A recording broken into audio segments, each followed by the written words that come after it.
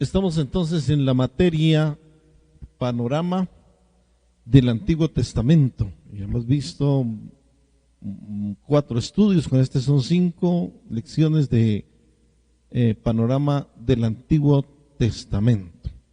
Y hoy vamos a ver el grupo de los libros poéticos o sapienciales. Para que escriba esto, hoy vamos a ver la lección 5, los libros poéticos o sapienciales. Esa es la lección de hoy, ¿verdad? Esa palabrita sapiencial, sapiencial, para que escriba ahí el significado. Sapiencial, del latín sapientia, que traduce sabiduría. Oiga bien, son libros entonces de sapiencia o de sabiduría. Libros poéticos o sapienciales, ¿verdad? Del latín sapientia, que traduce sabiduría. Muy bien. Entonces vamos a recordar que ya vimos los 5 libros del Pentateuco, ¿verdad? Los 5 libros del Pentateuco. Vimos también los 12 libros históricos. Vamos viendo 17 libros del Antiguo Testamento. Hoy vamos a ver los 5 poéticos o sapienciales, que son, puede anotarlo, bueno, creo que ya los conoce, ¿cierto? El orden. Son Job, Salmos, Proverbios, Eclesiastés y Cantar de los Cantares. Muy bien. Los libros poéticos de la Biblia son Job, Salmos, Proverbios, Eclesiastés y Cantar de los Cantares. Punto y seguido, escriba lo siguiente. Estos libros, diferente a los anteriores,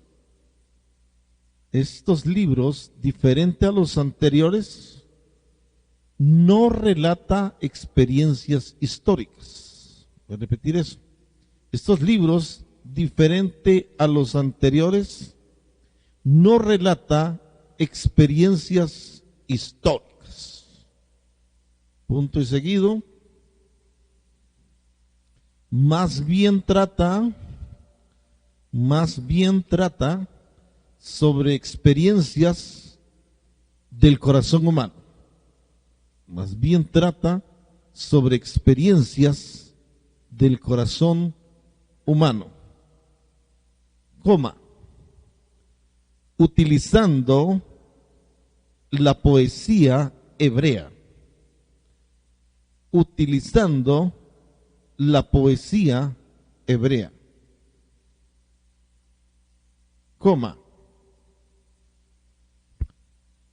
estos libros ahondan en cuestiones como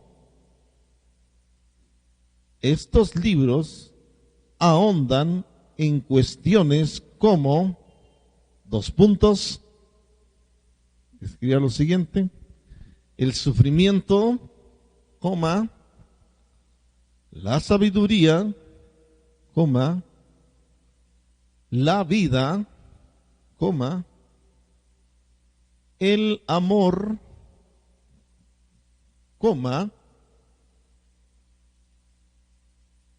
y lo que es más importante, el carácter y la naturaleza de Dios. Y lo que es más importante, el carácter y la naturaleza de Dios. Hasta ahí el dictado. Quiero hacer un breve comentario de esta introducción. Ya lo mencioné ahí, a diferencia de los libros anteriores que nos narraban toda la historia de la creación, los orígenes, la nación de Israel, la temporada de los jueces, las crónicas de los reyes, nos narró toda la historia, ¿verdad? Pero estos libros poéticos, como dice aquí, como les dicté, hablan más de experiencias del corazón humano. Por eso se utiliza la poesía hebrea, ¿verdad? La poesía hebrea. Y esta poesía habla de sufrimiento, como el caso de Job, vamos a ver, la sabiduría, como en el caso de Proverbios, la vida, el amor, la vida, en el caso de Eclesiastés, ¿cierto? El amor en caso de Cantar de los Cantares, y los salmos nos hablan del carácter y la naturaleza de Dios. Este es un resumen de la introducción, ya voy a ir libro por libro como lo hemos hecho, ¿verdad? Pero si quieren voy a repetir eso otra vez para que tomen lo que quieran tomar. Dijimos entonces que en estos libros poéticos utilizan la poesía hebrea, ¿verdad?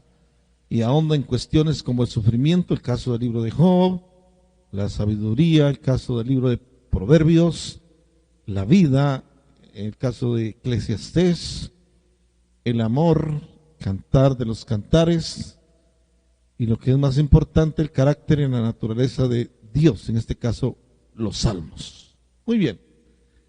Hasta ahí vamos bien, ¿verdad? En una señita ahí con el dedo, si usted está bien, me estoy haciendo entender. ¿Sí? Muy bien. Vamos al primer libro poético entonces. ¿Cuál sería? Libro de Job, ¿verdad? Libro de Job. Libro de Job. Voy a dictarles y después yo hago una pequeña reflexión sobre este libro. Escribe lo siguiente: este libro es considerado por muchos estudiosos, este libro es considerado por muchos estudiosos como el libro más antiguo de la Biblia. Oiga bien, como el libro más antiguo de la Biblia. Punto y seguido. Su fecha se calcula entre los años 2000. Su fecha se calcula entre los años 2000 y 1800 antes de Cristo. Su fecha se calcula entre los años 2000 y 1800 antes de Cristo. Punto y seguido. Job probablemente vivió durante el mismo periodo de tiempo que Abraham. Job vivió durante el mismo periodo de tiempo que Abraham.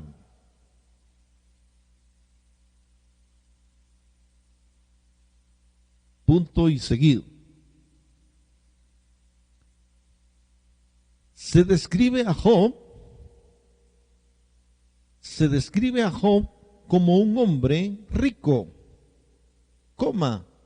honrado y temeroso de Dios. Se describe a Job como un hombre rico, honrado y temeroso de Dios.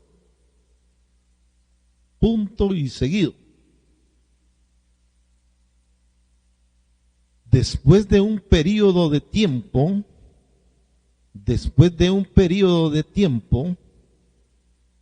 donde enfrenta una serie de sufrimientos,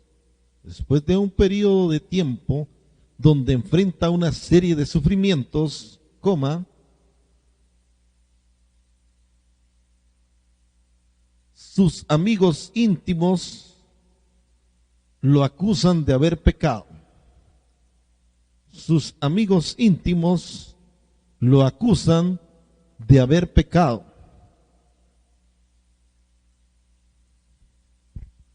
Y él defiende su integridad.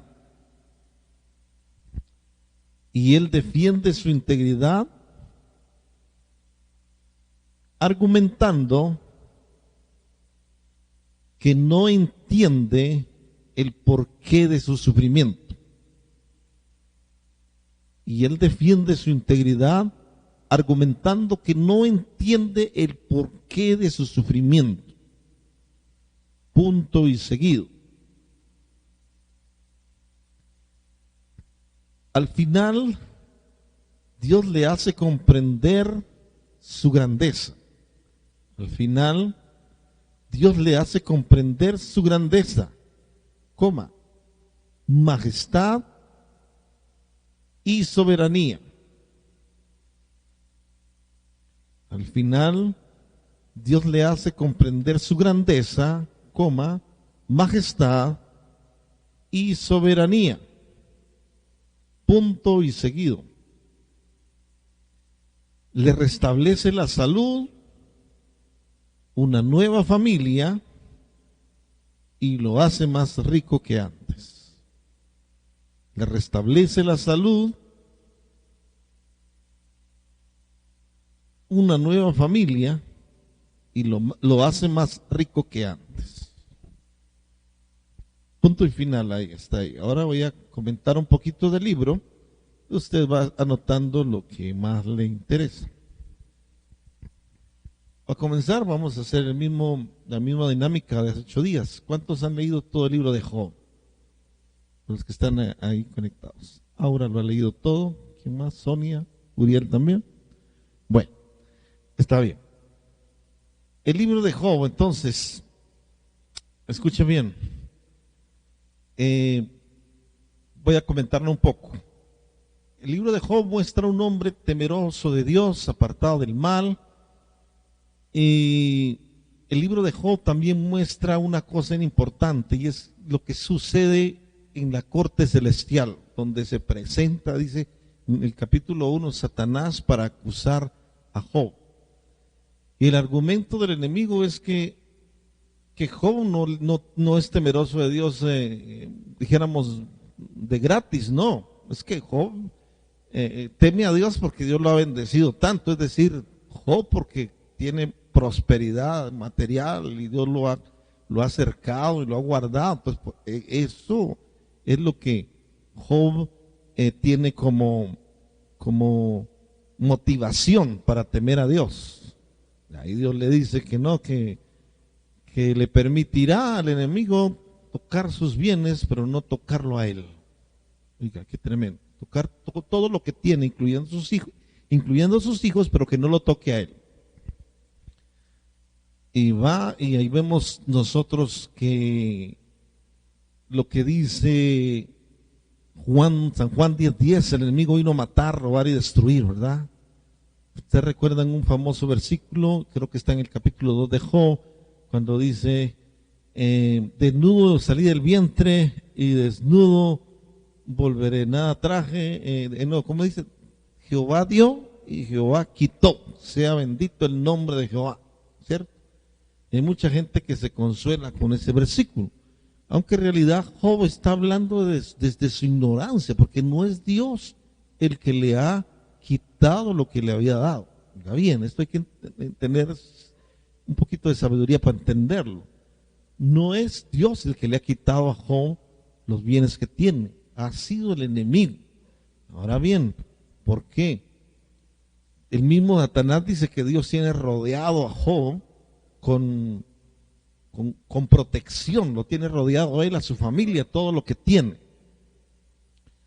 Pero en el capítulo 3, eso es tarea porque usted lo busque el versículo, dice que hay una revelación de Job, dice, lo que me espantaba me sucedió, lo que no me dejaba dormir me sucedió. ¿Sí?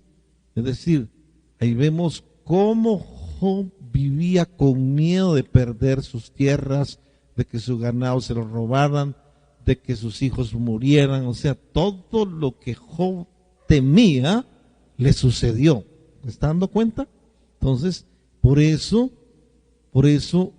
él proclama y dice, desnudo salí del vientre y desnudo vuelvo.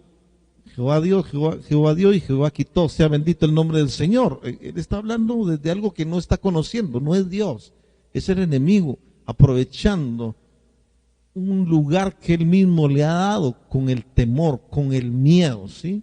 O sea, es tremendo cuando él dice, esa declaración. Lo que más temía, lo que no me dejaba dormir. Por eso decimos que el temor es la fe al revés. Porque la fe es la certeza de lo que se espera, la convicción de lo que no se ve, pero estamos proyectados en el propósito de Dios, que es bendecirnos. Pero Job, al contrario, él tiene temor de perder su ganado, su familia, sus tierras. Y bueno, en esos capítulos iniciales se muestra eso, ¿verdad? Tanto así que se muestra una faceta también de la esposa de Job, ¿verdad? Curiosamente, Job, la mujer de Job le dice que no mantenga su integridad, que maldiga a Dios y que se muera. Qué tremendo.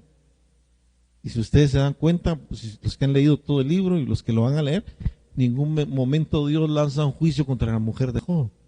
Qué tremendo. No le dice mala mujer, perversa, no. Aunque nos parece duro que la mujer le diga, deja tu integridad, maldice a Dios y muérete, como quien dice, si es Dios el que te está haciendo eso, no es digno de que le sigas guardando integridad.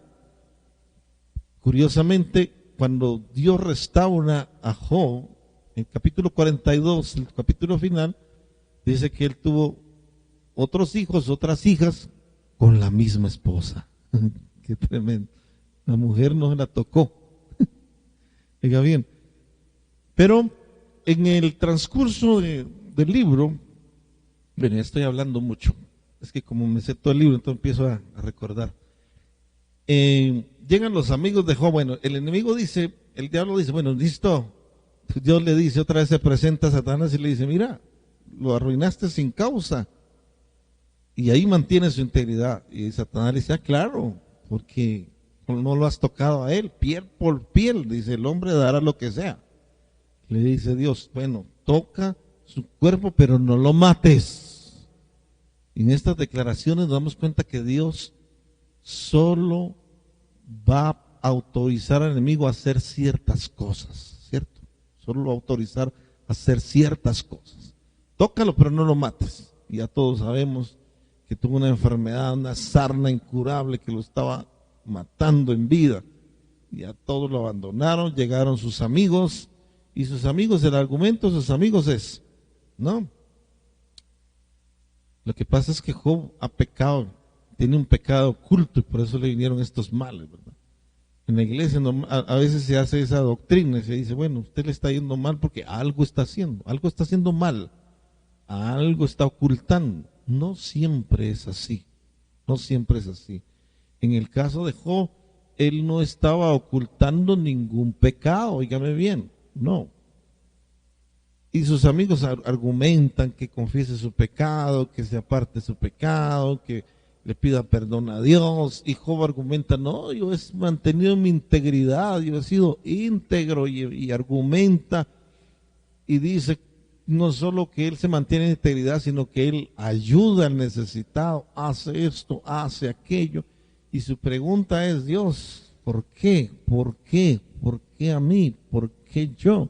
Si yo pudiera estar ante Dios, dice Job en uno de los capítulos, le preguntaría ¿por qué?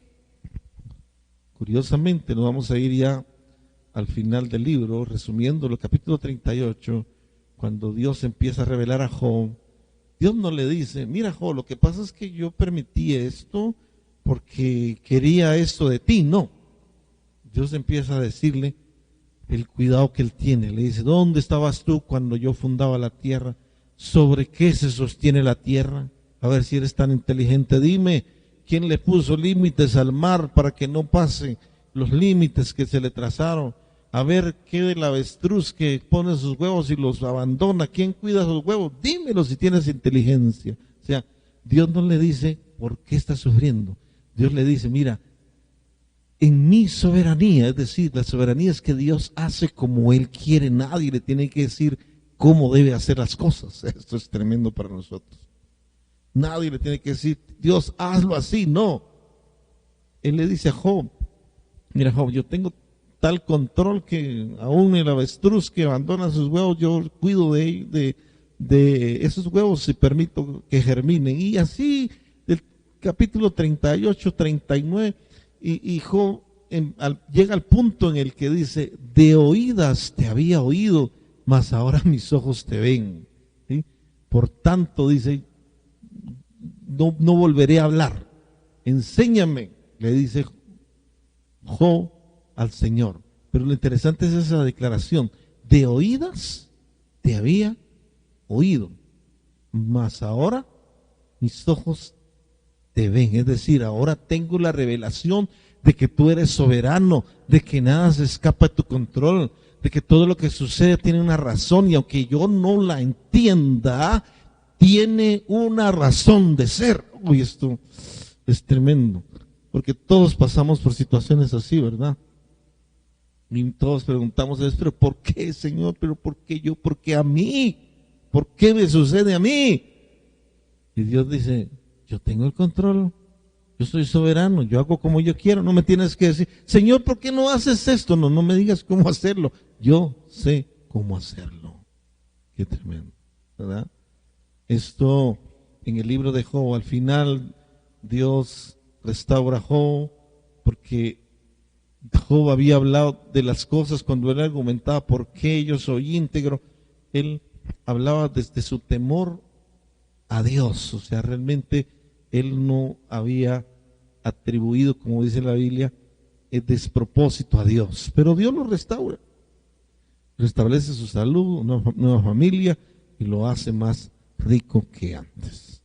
Históricamente se dice que este sufrimiento de Job fue durante 9 meses, oiga bien, lo que dura un embarazo, ¿verdad? Un embarazo de una mujer, 9 meses fue el sufrimiento. Por eso digo que algunos se consuelan con este libro y dicen, no, yo soy como Job, el paciente, o la gente dice, sea como el paciente Job, ¿sí? Santiago lo dice también, pero hay gente que lleva años y años y años en el sufrimiento, y como lo estamos viendo en la serie de Sanidad del Alma de los domingos, hay situaciones que no cambian y se vuelven a repetir y se vuelven a repetir, porque no hay una sanidad del alma, no hay una sanidad del corazón, no hay una sanidad que liberte las amarguras, los dolores, las heridas, las tristezas, las frustraciones. Miren, por eso a veces no cambia la situación y la gente se consuela con que, no, yo soy como Job. No, a Job le duró 9 meses y después fue restaurado. Qué tremendo. Terminemos este libro diciendo que Job, la historia de un rico que se hizo pobre, que se volvió pobre y que después volvió a ser rico. Qué tremendo. Bueno, vamos al siguiente libro. Ya me demoré aquí, me gusta, pero no puedo demorarme demasiado. Libro de los Salmos, libro de los Salmos, libro de los Salmos. Acuérdese que si le surge una pregunta con relación al libro, escríbala ahí a un ladito de sus notas para que después la haga, porque si no después se le olvida, ¿verdad? Yo creo que eso sucede a veces, por eso no preguntan, porque en el momento tal vez dice, yo tengo una pregunta, pero después la hago. Ya cuando yo les doy el tiempo ya se les olvidó cuál era la pregunta. Por eso anótela ahí por un ladito. Si usted tiene una pregunta del libro o mientras yo voy hablando usted le surge una inquietud, anótela, desafíeme por favor.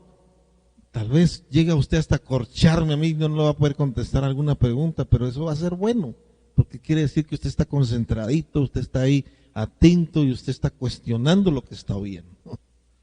Libro de los Salmos. Escriba lo siguiente, voy a dictar. Los salmos, esta palabra salmos literalmente traduce canciones, oiga bien, canciones o alabanza, canciones o alabanza. Escriba lo siguiente, los salmos son expresiones poéticas, los salmos son expresiones poéticas del sentimiento humano, como los salmos son expresiones poéticas del sentimiento humano, como los puntos, el lamento, la acción de gracias, el lamento, la acción de gracias, coma, la alabanza, coma, la adoración, coma. Otra vez repito, los salmos son expresiones poéticas del sentimiento humano, como el lamento, la acción de gracias, la alabanza, la adoración, el peregrinaje, coma, la petición y la penitencia. Punto y seguido. El peregrinaje, la petición y la penitencia. Punto y seguido. Comprenden 150 salmos en total. Comprenden 150 salmos en total. Venga bien. La mayoría de ellos los escribió David. La mayoría de ellos los escribió David, con algunas excepciones.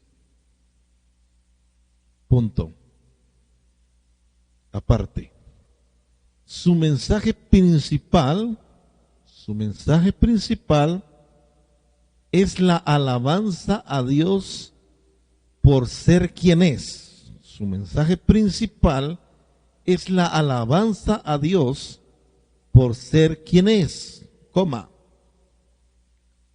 por lo que ha hecho y por lo que hará en el futuro. Repito, su mensaje principal es la alabanza a Dios por ser quien es, coma, por lo que ha hecho y por lo que hará en el futuro. Punto y aparte. Punto y aparte. Aplicación personal, escriba. Aplicación personal, punto. Seguido. Los salmos pueden guiarnos continuamente hacia una relación más profunda y significativa con Dios.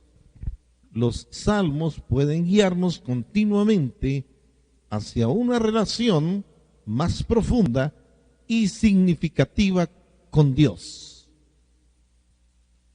Coma. Nos inspiran a la oración,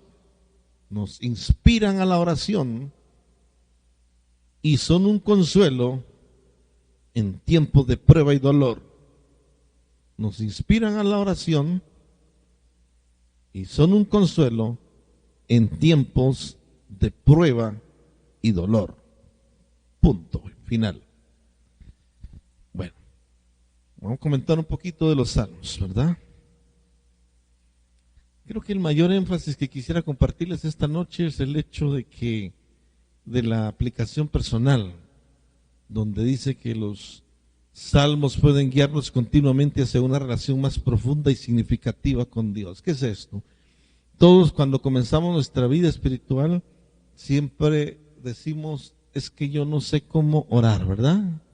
El que recién se convierte, la mayoría de veces dice, es que yo no sé cómo orar, no sé qué decir, ¿verdad?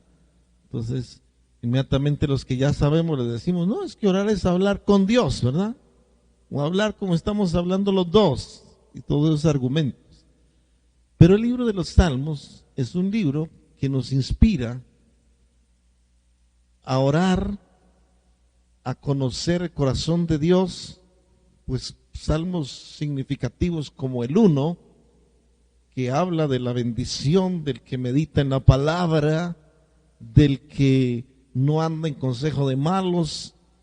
Otro salmo significativo, el 23, el Señor es mi pastor, ¿verdad? Nada me falta. Bueno, usted se lo sabe.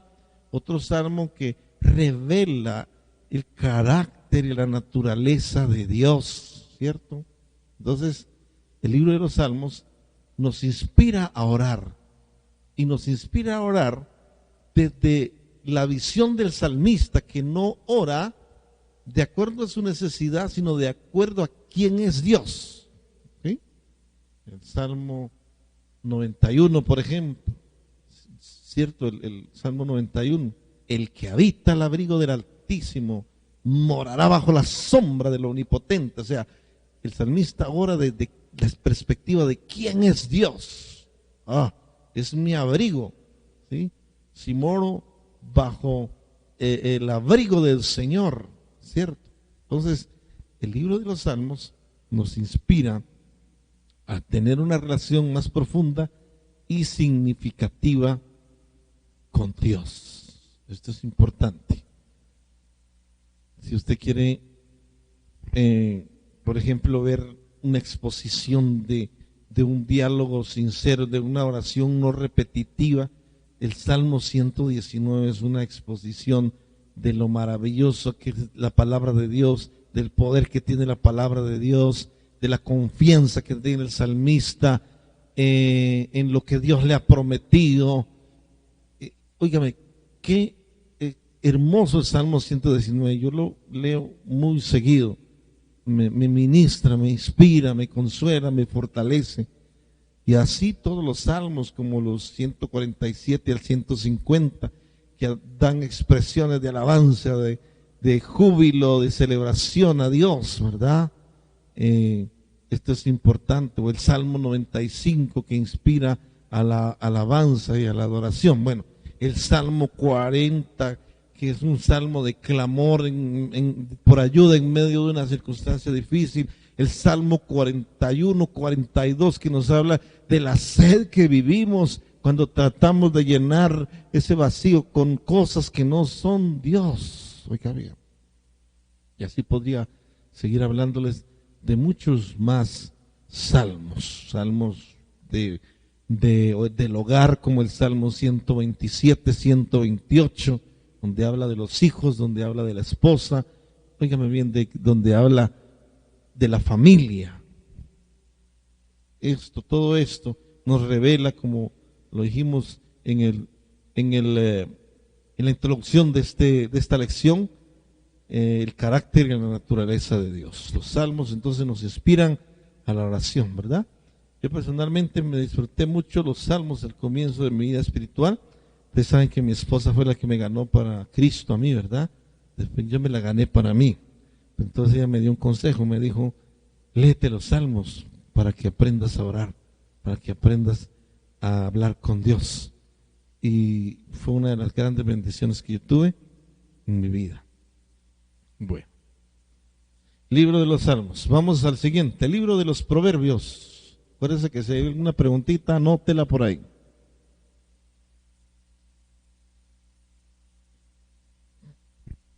Libro de los Proverbios. Escriba lo siguiente: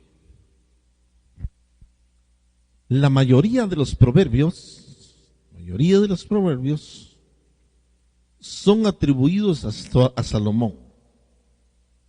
Hay algunas excepciones también en el libro de los Proverbios, pero la mayoría los escribió Salomón. Punto y seguido. La mayoría de los proverbios son atribuidos a Salomón. Punto y seguido.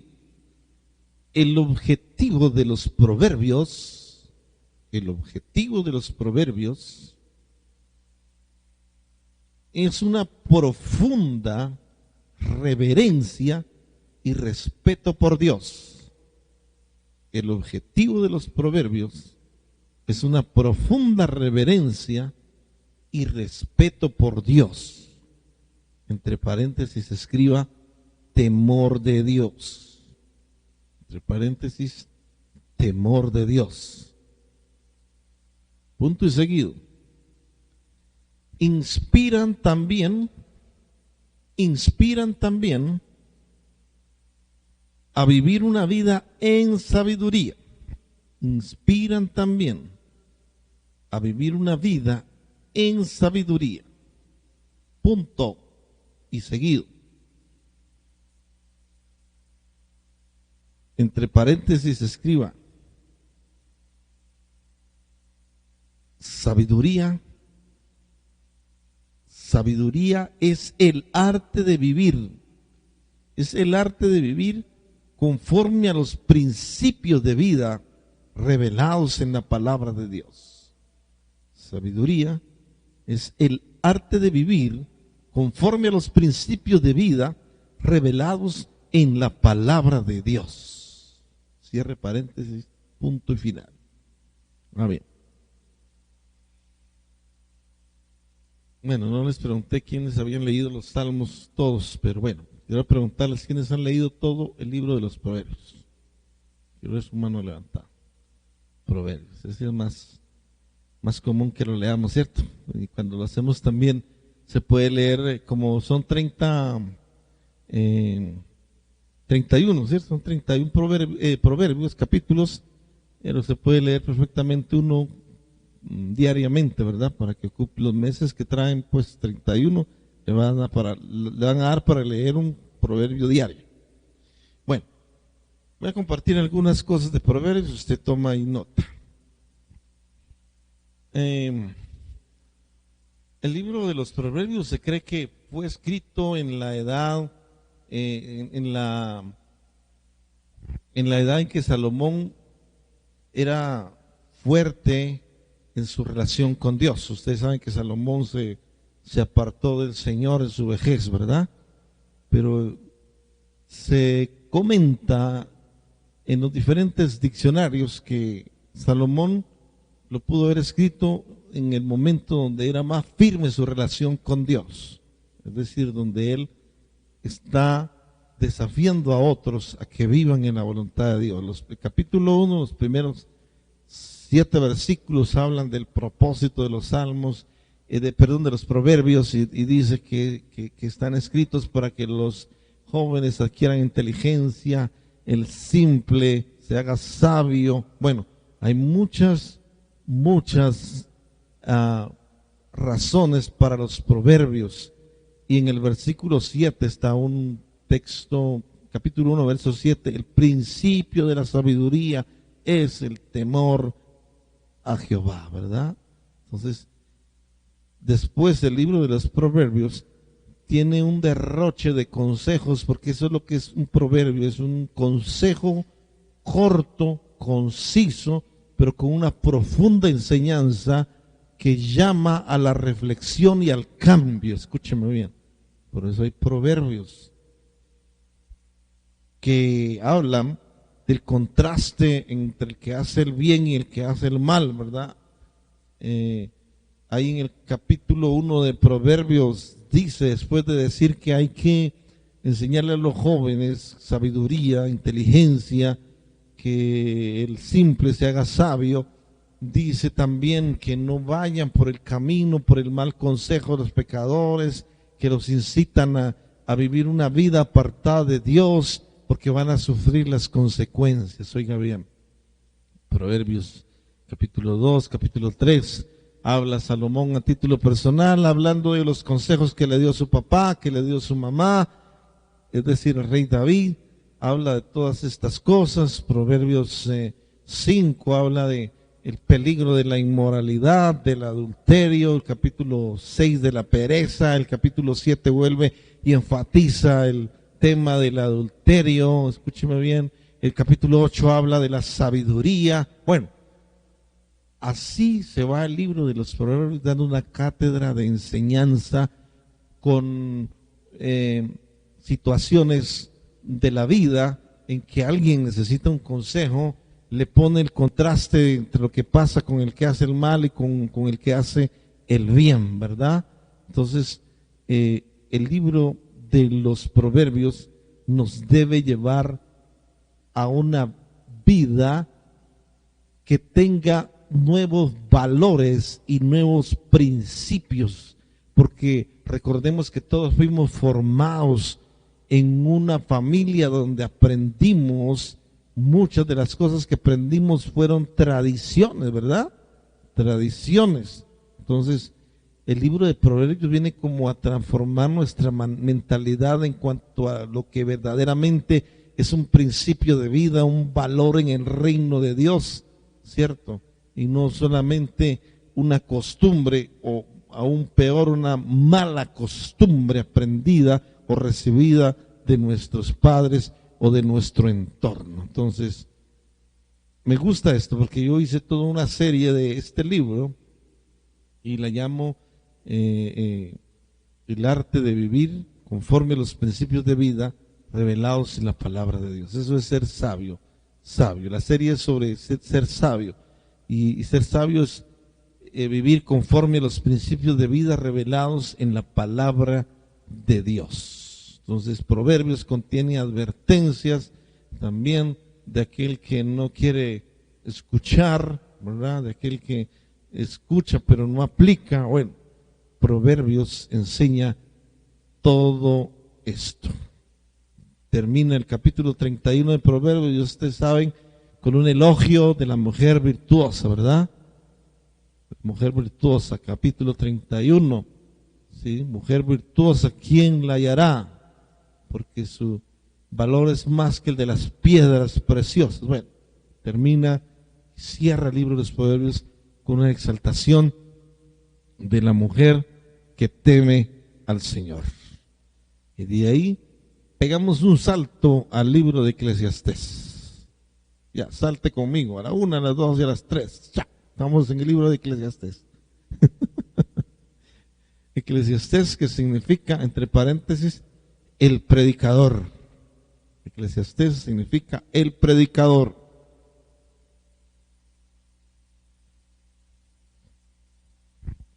Libro de Eclesiastés, el predicador.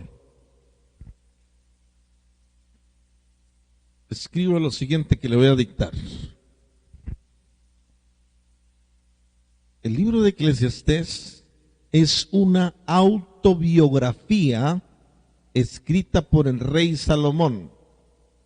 El libro de Eclesiastés es una autobiografía escrita por el rey Salomón al final de su vida, después de alejarse de Dios. Oiga bien. El libro de Eclesiastés es una autobiografía escrita por el rey Salomón al final de su vida, después de alejarse de Dios. Punto y seguido. Relata el descubrimiento de que la vida sin Dios,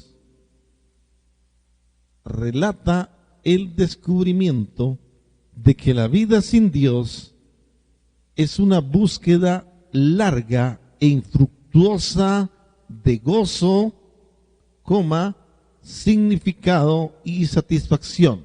Voy a repetir. Relata el descubrimiento de que la vida sin Dios es una búsqueda larga e infructuosa de gozo, significado y satisfacción. Punto y seguido. La conclusión es que la verdadera felicidad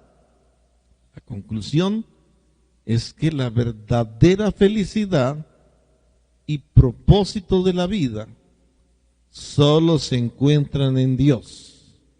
La conclusión es que la verdadera felicidad y propósito de la vida solo se encuentran en Dios. Punto y final. Y ya voy a comentar para que usted escriba lo que más le interesa. Está bien. Cuando uno pone a leer el libro de Eclesiastés, pues sabemos que Salomón fue el rey más rico. Y la Biblia dice que ha existido y que existirá. O sea, la riqueza de Salomón. En el libro de Crónicas, en las Crónicas de los Reyes se dice, escúcheme bien, se dice que en los tiempos de Salomón la plata se encontraba, o sea, el metal, la plata se encontraba como piedras en el camino. O sea, nadie casi le interesaba la plata, porque el oro era tan abundante en ese reinado. Escúcheme bien, la gente pasaba y miraba piedras brillantes, eso es plata, eso no me interesa, yo quiero es oro, porque fue el esplendor del reinado de Salomón. Y usted ya sabe todo lo que él hizo, todo lo hizo forrado en oro, todo el templo. Pero vamos al punto de que podríamos poner a cualquier personaje contemporáneo de la sociedad de hoy que tenga riquezas tales, ¿sí?, que ya no sabe qué hacer con ellas. Salomón empieza narrando cosas como, por ejemplo, que él no le negó nada a sus ojos ni a su carne. Escúcheme bien, qué tremendo, ¿no? Salomón podía y tenía el poder para hacer todo lo que quisiera. Tenía 3,000 carruajes con caballos. Escúchame, con quien dice, Salomón tenía un parqueadero de 3,000 carros, imagínense eso. Con jinetes incluidos, con choferes. ¿Ya se está imaginando, usando su imaginación conmigo? Imagínense, 3,000 carros ahí en su parqueadero. No, claro, tenía que tener todo eso porque tenía 700 esposas reinas y 300 concubinas, imagínense. 1,000 mujeres. Ay, ay, ay. 1,000 suegras, digo yo, ¿cómo hacía este? Qué tremendo. Él no le negó, dice literalmente, él en ese tiempo dice que él llevaba a los cantores que él quería, si quería oír música, imagínense, un rico de estos tiempos, no, pues yo quiero que llevara tal agrupación a un concierto privado a mi finca, así era Salomón, ¿cierto? Él hizo jardines, sembró árboles frutales, tuvo caballos, todos los que quiso, él no le negó nada a su vida, al placer. Pero al mismo tiempo él va narrando, dice, pero esto de qué sirve, esto es vanidad de vanidades, vanidad de vanidades, todo es vanidad. La traducción del lenguaje actual dice, es como querer atrapar el viento con las manos, óigame bien, qué tremenda comparación. Dice, la vida es como querer atrapar el viento con las manos. ¿Qué vida? La vida de opulencia, de riquezas, de placeres sin Dios. Como querer atrapar el viento. Y nosotros ya sabemos lo que sucede con la gente de la farándula, que ya no saben dónde gastar, o que ya no tienen ni van a tener ni vida para gastar todo lo que tienen. Muchos de ellos terminan en la depresión, en las drogas, y algunos de ellos se suicidan porque nunca va a llenar el corazón del hombre lugares, personas y cosas si no está Dios en el asunto. Si no está Dios en el asunto, todo es vanidad. Y ahí va relatando Salomón también de muchas ocasiones de la vida. Habla del hombre que trabaja duro, fuerte, ahorra y que no sabe para quién trabaja porque no tiene descendientes, no tiene hijos. Oiga bien. Por eso dice él que para una mejor cosa para el trabajador que coma, que beba y que disfrute de su trabajo, porque eso es un don de Dios. Oiga bien. También diserta sobre el matrimonio, hablando en capítulo 4, verso 9 al 12, mejor son dos que uno, porque obtiene mejor paga su trabajo, mejor son dos que uno, porque si uno cae el otro lo levanta, mejor son dos que uno, porque uno solo no se calienta. Bueno, si está en Medellín, tal vez sí. Oiga bien, habla Salomón de todo lo que para él fue inútil. Acuérdese que él lo está hablando en una temporada donde él estuvo apartado de Dios. ¿Qué temporada fue esta? La temporada de su vejez. Uy, qué tremendo. ¿Sabe que cuando yo leí Eclesiastés la primera vez y no tenía el entendimiento que hoy tengo, yo pensé, mis hermanos, que Salomón se había perdido? Yo dije, como dice Alex aquí en Colombia, ese Salomón se torció bien feo. Y yo, no, ese se perdió, ese se está ardiendo en el infierno. Sorpresa, cuando Dios habla de Salomón en el Evangelio de Mateo, y dice que cuando vean a Salomón y a los antiguos ahí delante del trono de Dios, y, Salomón se salvó. Y claro, se arrepintió al final, pero hizo una de cosas, hermano. A todas, él consiguió mujeres paganas, como quien dice, mundanas para nuestros días, ¿cierto? Cuando la Biblia dice que no nos juntemos con yugo desigual, a Salomón no le importó eso. Él, una egipcia, una moabita, una de cualquier región, y los llevaba a vivir a Jerusalén, y las mujeres le decían, pero yo quiero adorar a mi Dios, Salomón, así no se vale. No, a dígale, ¿qué ídolo quiere? No, yo quiero cualquier Moloch, yo quiero Dagón. Manda a hacerlo, hazle un altar, adóralo. O sea, uy, cosas terribles, ¿sí o no? Qué tremendo. Ahí se ve también la gracia, la misericordia de Dios y la promesa que le hizo a David que jamás apartaría a sus descendientes del reino. Qué tremendo. Salomón tiene consejo en Eclesiastés, ya cuando él revela esta parte de su vida, que él habla a los jóvenes diciendo: acuérdate, joven, en los días de tu juventud, ¿verdad? Antes que vengan los días malos. Y en el capítulo 12 él usa la poesía. Por eso es que esos libros son poéticos, ¿verdad? Porque él habla de que cuando las ventanas se apaguen, hablando de los ojos, ¿verdad? Cuando los que escuchan se cierren los oídos, habla de la columna vertebral, cuando se encorve la cadena de plata, cuando los guardas tiemblan, hablando de las rodillas, hablando de la vejez, lo dice poéticamente. Antes que venga eso, le dice el joven: acuérdate de tu Creador. Y su gran conclusión es,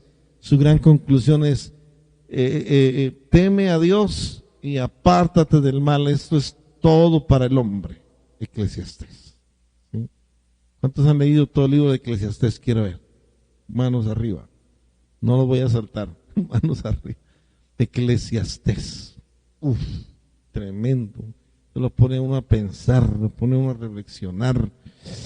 El libro de Eclesiastés, el predicador, una autobiografía de Salomón, cuando ya estaba viejito, que se apartó un tiempo del Señor, le dio gusto a su carne y nunca encontró satisfacción fuera de la voluntad de Dios. Y de ahí nos vamos al último, que es el libro de Cantar de los Cantares. Cantar de los Cantares.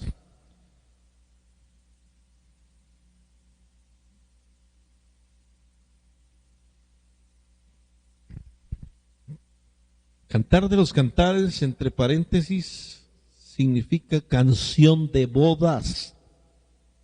¿Qué significa? Canción de bodas, entre paréntesis eso.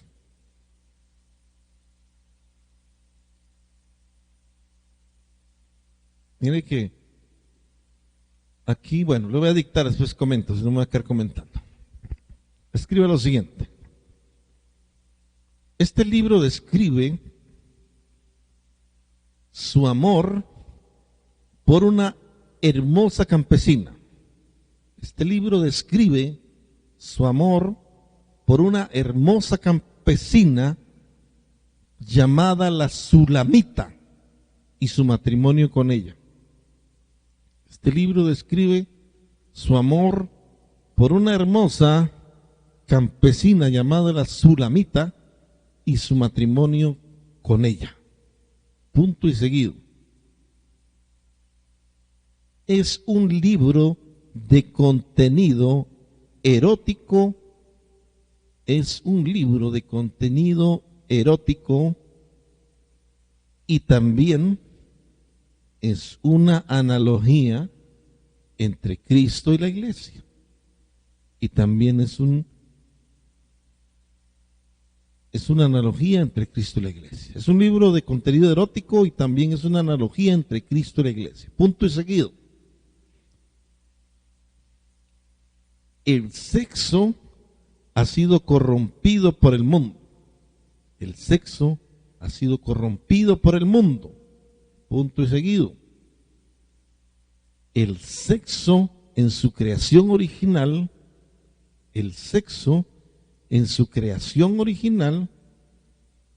es puro y santo. El sexo en su creación original es puro y santo y es para el disfrute de la pareja dentro de los parámetros del matrimonio. Es puro y santo y es para el disfrute de la pareja dentro de los parámetros del matrimonio. Punto y final. Vamos a comentar un poco el libro de Cantar de los Cantares, la canción de bodas. Para comenzar, quiero decirles que este libro se cree que Salomón lo escribió muy joven, cuando ese amor de juventud, ese amor de adolescencia, qué sé yo, cautivaba su corazón. Mire pues, mire el orden. Cantar de los Cantares se dice que lo escribió siendo muy joven, cuando el amor lo inspiraba y lo atraía, específicamente por esta mujer llamada la Sulamita. El libro de los Proverbios lo escribió cuando él tenía una relación fuerte con Dios, era maduro en el Señor, podríamos decir, de carácter firme. Escribió el libro de los Proverbios. Y el libro de Eclesiastés lo escribió ya en su vejez, ¿cierto? Por eso ahí usted ve que dice, ay, la Sulamita, y usted va a encontrar cómo la alaba, cómo la firma, cómo destaca su belleza, ¿cierto? Ahí me imagino yo que no tenía todavía las 70 reinas ni las 300 concubinas, era una, la Sulamita, ¿sí? Y ahí empieza él a hablar el libro de Cantar de los Cantares.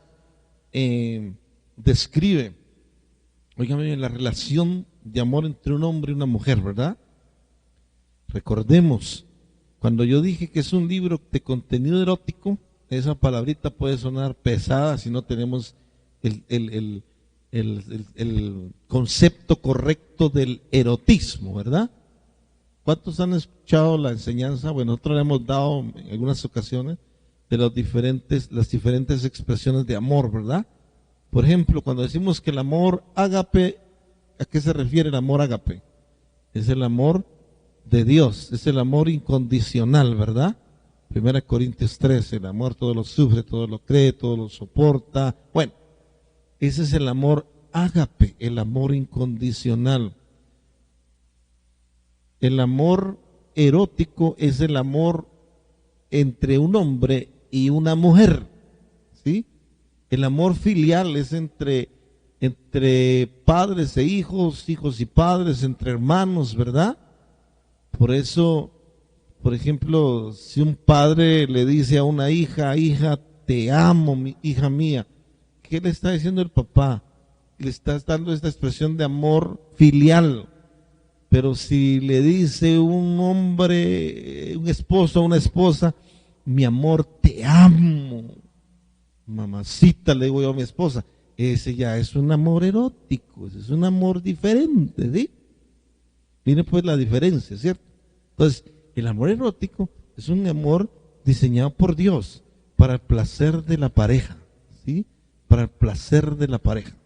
Entonces, cuando hablamos del sexo, tenemos que ir a los orígenes, ¿verdad? La gente dice, por ejemplo, el catolicismo, yo no sé si todavía lo enseño, pero hasta donde yo entendí hace muchos años, era que el catolicismo le llamaba el pecado original a haber tenido relaciones sexuales a Adán y Eva. Yo no sé si usted alguna vez lo escuchó. ¿Alguna vez usted escuchó eso? Levánteme su mano. ¿Están ahí? ¿Escuchó eso? Sí, ¿verdad? Pecado original, decía la Iglesia Católica, es que Adán y Eva tuvieron relaciones sexuales, ¿verdad? Por eso dicen que esa manzana no era otra cosa sino la relación sexual que tuvo Adán con Eva. No, eso no es cierto. Miren lo que le voy a enseñar. El sexo fue antes de la caída del hombre. ¿Cómo? Sí. El sexo, la vida sexual, el regalo de la sexualidad para el hombre y para la mujer fue un regalo de Dios antes de la caída del hombre. O sea, se menciona el famoso texto, ¿verdad? Génesis capítulo 2, verso 24. Por tanto dejará el hombre a su padre y a su madre. Alguien leyó esto después de haberse casado y como le estaba yendo mal, dijo, por tonto dejará el hombre a su padre y a su madre.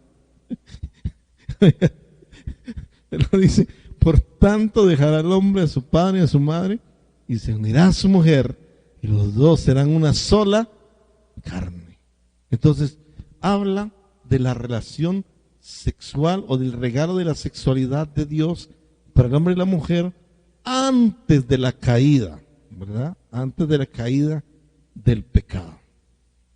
Esto fue entonces en esto podemos ver el plan y diseño de Dios. Por eso les dije que el sexo en su creación original es puro, santo y es para el disfrute de la pareja dentro de los parámetros ¿de qué? Del matrimonio. Dentro de los parámetros también puede leerse dentro de los límites del matrimonio, ¿verdad? ¿Por qué? Un límite no siempre es una prohibición para nuestro, ¿cómo se dice? No es una prohibición para coartar nuestra libertad, eso es. No, un límite la mayoría de veces es para protección, ¿verdad? Entonces, por ejemplo, la primera vez que yo fui aquí a los mares de Colombia, cuando yo estuve en los mares de Colombia, estuve por un lugar que se llama Coveñas, otro que se llama Cartagena, pero me asombré porque las playas, o sea, uno puede meterse 2 o 3 cuadras hacia adentro y el mar no lo tapa, y las olas no son fuertes que la golpean a uno. Entonces, uno puede caminar y nadar, casi meterse 3 cuadras. Pero la vez que yo fui, después de 3 cuadras, habían como unas mallas de protección y decía que no rebasarlas, porque ahí ya era zona de tiburones. Oh, ¿cómo? Ah, no, me están prohibiendo disfrutar del mar. No, yo no voy a hacer caso a eso, yo me voy a tirar allá detrás de la malla. Pues, quiere ser comida de un tiburón, hágalo, ¿no? O sea, hay un límite ¿para qué? Para proteger.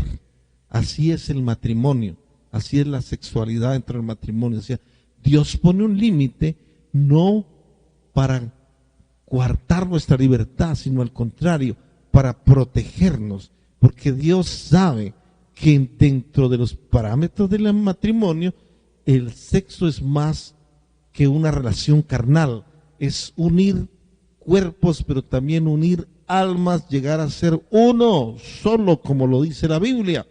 Entonces, cuando esto sucede, el hacerlo con una pareja para toda la vida es la más segura protección, no solo del cuerpo, no solo para ser libre de enfermedades, sino para guardar el corazón, el alma, los sentimientos, las emociones, para una sola persona. Ya iba a decir que no oigo los amenes, pensé que estaban ustedes aquí conmigo. Oiga bien, Cantar de los Cantares. Léalo con ese entendimiento, mejor si lo leen en pareja. Bueno, la poesía de Salomón en ese tiempo era de acuerdo a lo que lo rodeaba, ¿verdad? Porque él decía, no, que tu cabello como los cabellos de las yeguas de no sé qué, ¿sí? Tus dientes, y empieza a describir toda a la sulamita. Y él hace una detallada relación que tiene con la sulamita. Y empieza por sus ojos, describir sus ojos, describir su boca, describir sus dientes, describir su cuello. Y él dice de los dientes, por ejemplo, que son como una manada de ovejas todas trasquiladas. Y ninguna, ¿cómo es que dice él? Todas trasquiladas, ninguna con defectos, es decir, la sulamita no le faltaba ni un diente. Empieza a bajar y habla de los gemelos de gacelas, que son ¿qué? Los pechos de la mujer. Habla y va bajando a su cintura, y va bajando y hasta describir el huerto. Y dice de la sulamita, huerto cerrado, eres amiga, esposa mía. ¡Ah! La sulamita era virgen. Mire qué tremendo, ¿sí? Y Salomón dice, voy a bajar a mi huerto y voy a comer de mi huerto. Y la sulamita le dice, ven, amado mío, toma y come de tu huerto. ¡Ah! Hay una alusión, no le voy a decir que es una doctrina, ni voy a decir usted que yo enseñé eso como una doctrina, pero hay una alusión al sexo oral. ¿Sí? en esa declaración. Y lo tremendo es que ahí en ese capítulo, no recuerdo el capítulo exacto, aparece una voz, y en la Reina Valera lo describe como coro, y dice: coman, amigos míos, beban, amados míos. Y uno dice: wow, ¿y quién estaba ahí en el momento de la luna de miel de Salomón? ¿Quién podía estar ahí? Solo Dios, siendo testigo de esa unión. Cantar de los cantares, también, como le dije, puede ser tomado también como una analogía o una comparación entre el amor de Cristo y de la iglesia. En los últimos capítulos habla de eso, habla de la hermana mía, dice, la que no le crecieron los pechos, es decir, la que le falta algo para ser, entre comillas, perfecta. Hay una alusión ahí de la iglesia, que la iglesia nunca será perfecta en sus propias fuerzas, sino Dios la ve perfecta por la gracia de Dios. Perdón, Dios nos toma como perfectos por su gracia. Oiga bien, por su gracia. Qué bonito esto, qué bonito. Y la verdad, eso debe ser así, ¿verdad? Mi esposa a veces a mí me dice: mi amor, ¿cómo estoy? Yo le digo a ella siempre, así esté en pijama, así se acaba de levantar, así tenga el pelo alborotado. Para mí siempre es bonito. Para mí siempre es hermoso. Y ella a veces dice, se mira en el espejo y dice: ay, pero mira, se me corrió un labial y me dijiste que estaba hermosa. Mi amor, yo te veo hermosa siempre. ¿Se te corrió o no se te corrió el labial? Entonces ahí está la alusión de Cristo por la iglesia. Cristo nos ve a nosotros en la perfección de su sacrificio, no en la debilidad de nuestra naturaleza humana. Uy, esto lo debería notar usted. Cristo nos ve en la perfección de su sacrificio y no en nuestra debilidad humana. Gloria a Dios por eso. Gloria a Dios por eso. ¿Qué tal si usted ahí suelta un momento su lapicero y le da un aplauso al Señor, a ver, por esa enseñanza este día? Aleluya. Gloria a Dios. Terminamos así los 5 libros poéticos. Pues yo me emociono estudiando y enseñando. Podría ir más profundo, pero como le dije, nos abarcaría muchísimo tiempo detallar cada cosa de los libros. Pero ahora piense un momentico, le voy a dar un momentico ahí para que piense en lo que le compartí, para que enseguida no tenga que decirle: hey, fulanito, ¿qué piensa? No, tenga algún aporte, tenga alguna pregunta, déjeme saber qué aprendió acerca de alguno de los libros que vimos hoy. Déjeme saber qué fue lo que más tocó su corazón en relación a los libros poéticos. Déjeme saber algo. Vamos a terminar la grabación. Voy a terminar la grabación y enseguida vamos al momento de las preguntas.